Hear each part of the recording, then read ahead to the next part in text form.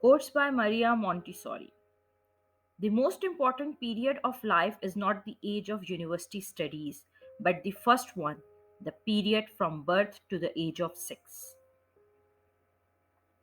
The goal of early childhood education should be to activate the child's own natural desire to learn.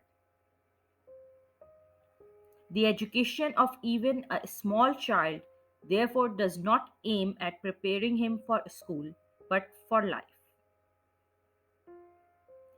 To assist a child, we must provide him with an environment that will enable him to develop freely.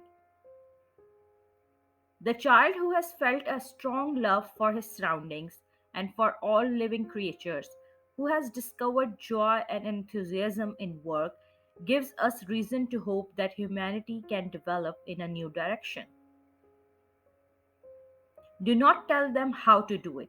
Show them how to do it and do not say a word.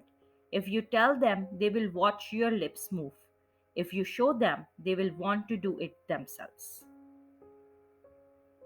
Never help a child with a task at which he feels he can succeed. Teach by teaching, not by correcting. What the hand does, the mind remembers. He does it with his hands by experience, first in play and then through work.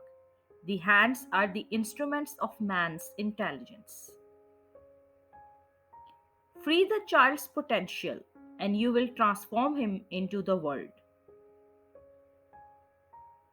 Our aim is not merely to make the child understand and still less to force him to memorize, but so to touch his imagination as to enthuse him to his innermost core. It is necessary for the teacher to guide the child without letting him feel her presence too much, so that she may always be ready to supply the desired help, but may never be the obstacle between the child and his experience.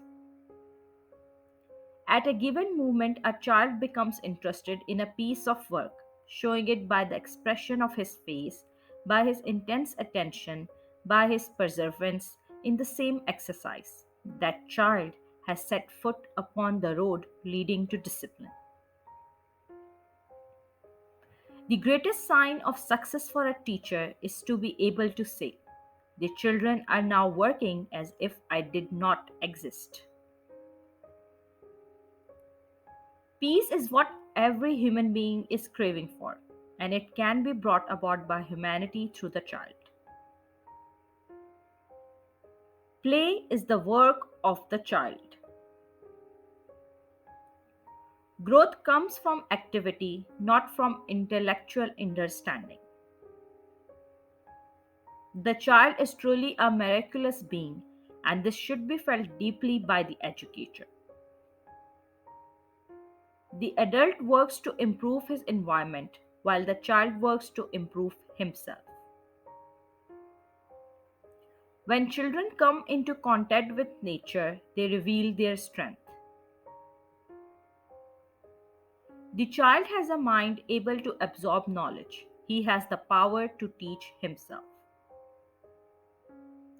The greatest gifts we can give our children are the roots of responsibility and the wings of independence.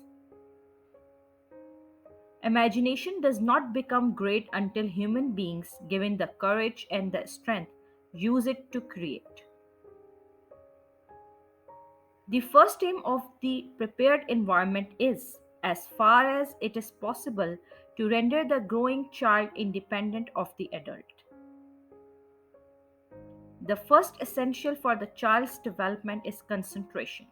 The child who concentrates is immensely happy. The child is both a hope and a promise for mankind. The senses, being the explorers of the world, open the way to knowledge. Discipline must come through liberty. We must help the child to act for himself, feel for himself, think for himself.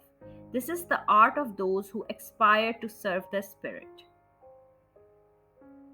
The secret of good teaching is to regard the child's intelligence as a fertile field in which seeds may be sown, to grow under the heat of flaming imagination. Joy, feeling one's own value, being appreciated and loved by others, feeling useful and capable of production are all factors of enormous value for the human soul.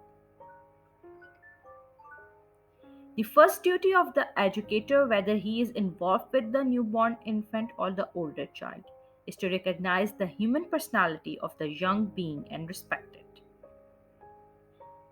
Our care of the child should be governed not by the desire to make him learn things, but by the endeavor always to keep burning within him that light which is called intelligence.